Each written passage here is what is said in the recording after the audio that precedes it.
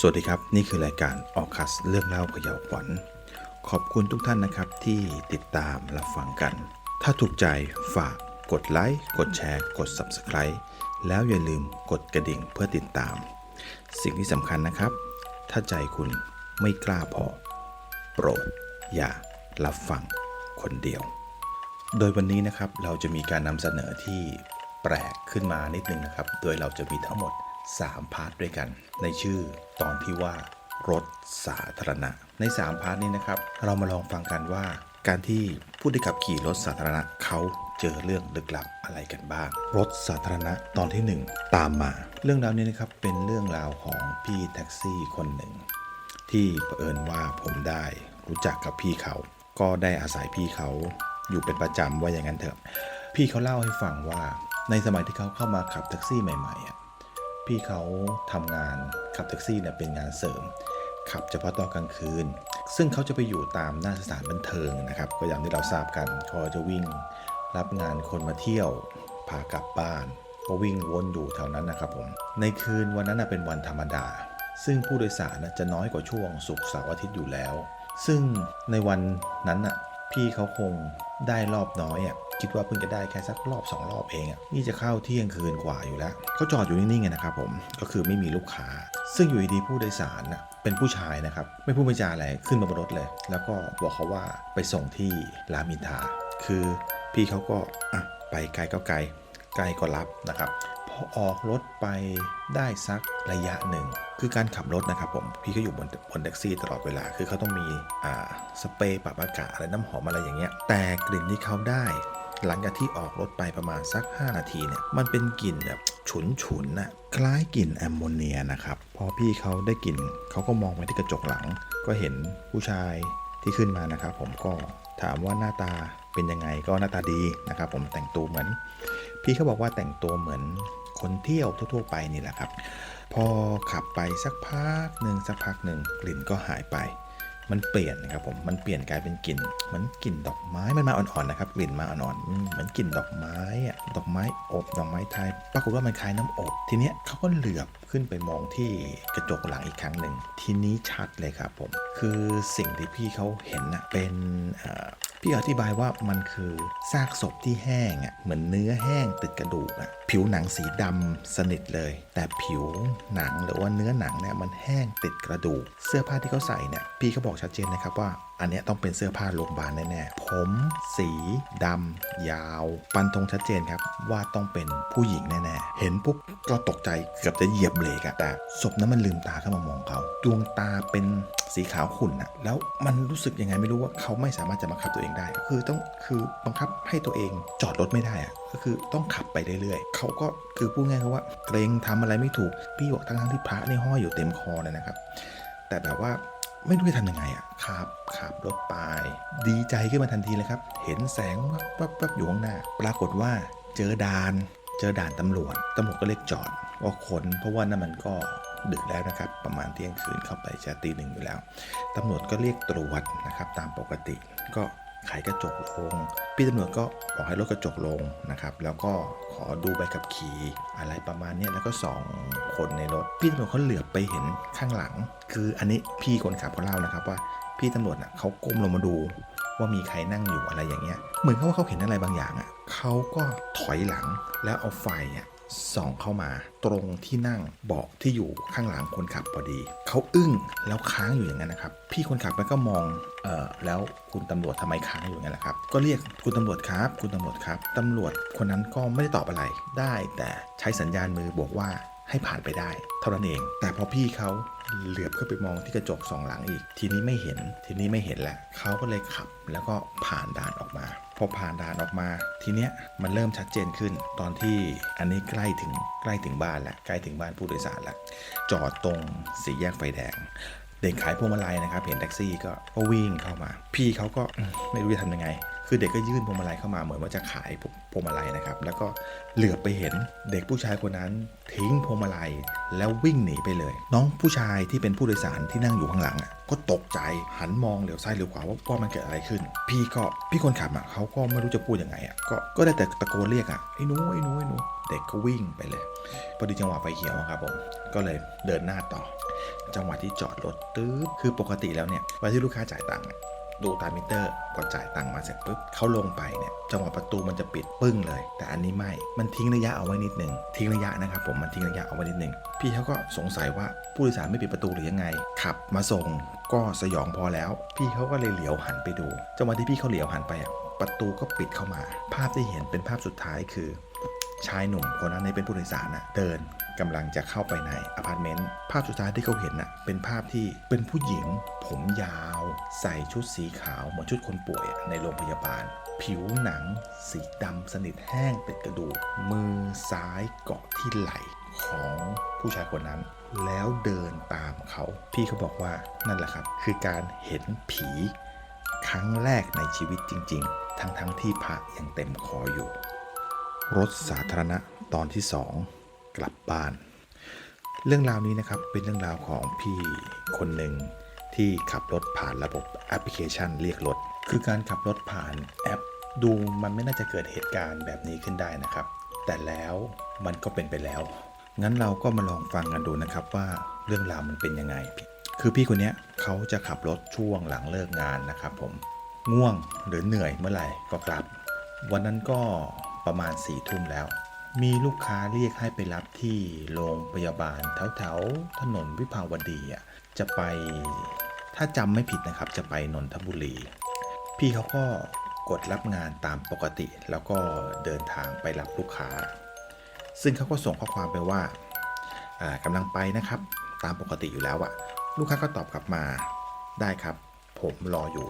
ใส่เสื้อสีนี้เบิร์นอะไรอย่างเงี้ยก็ตามหลักที่เราเคยใช้แอปกันนะครับผมแต่พอไปถึง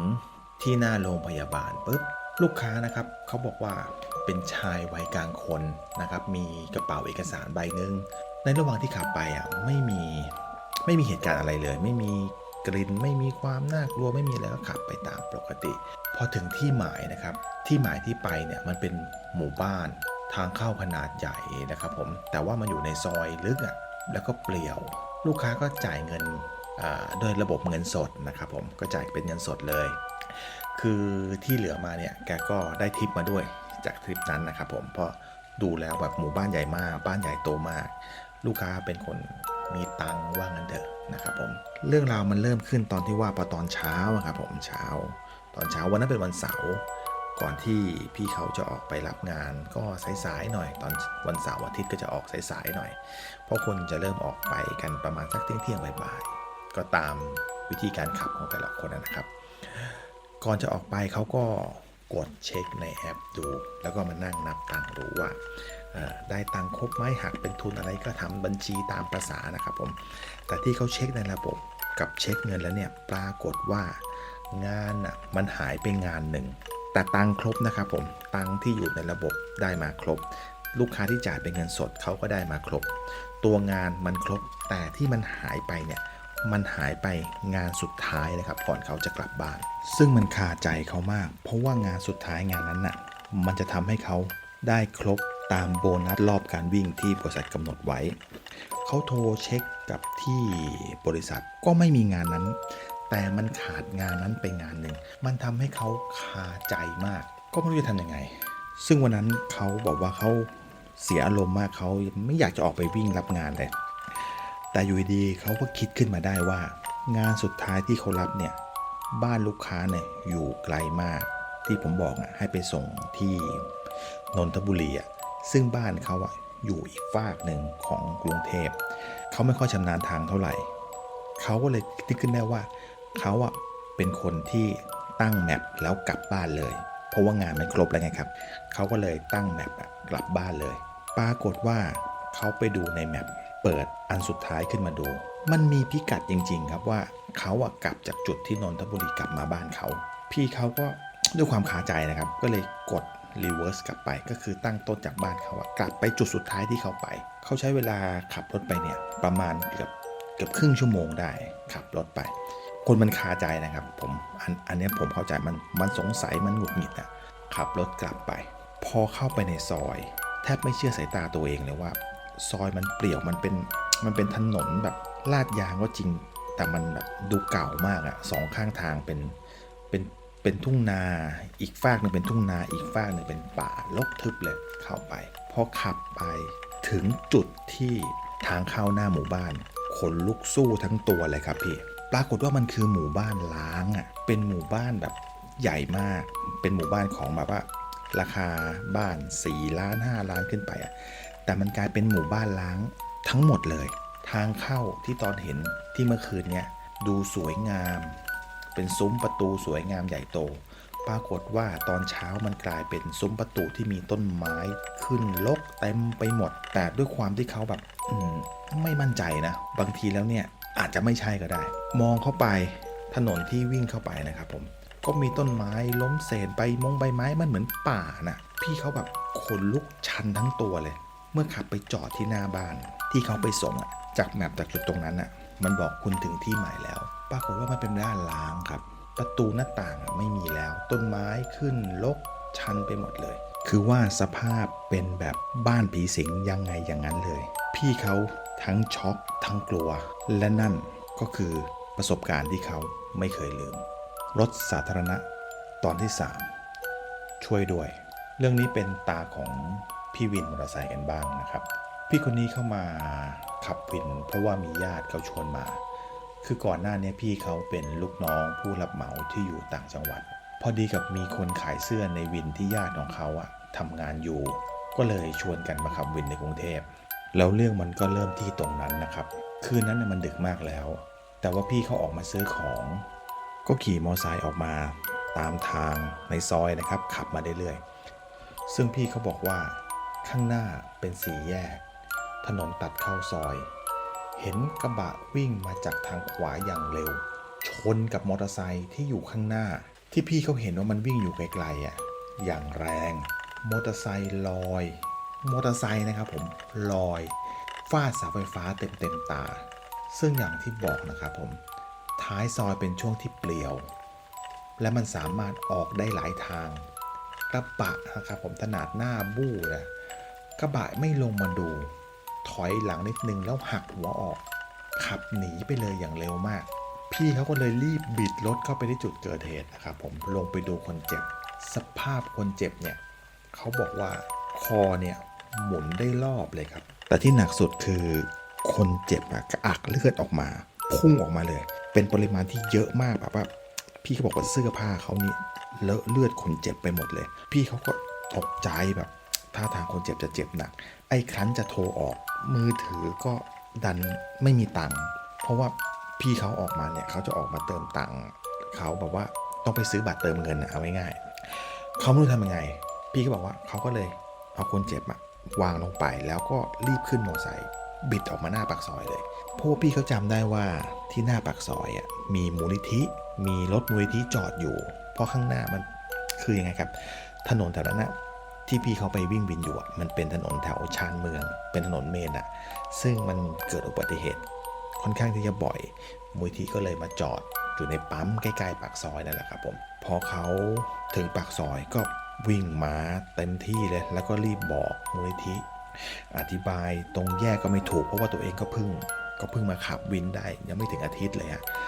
มูลนิธิก็แบบเตรียมข้าวเตรียมของขับรถตามแกออกมา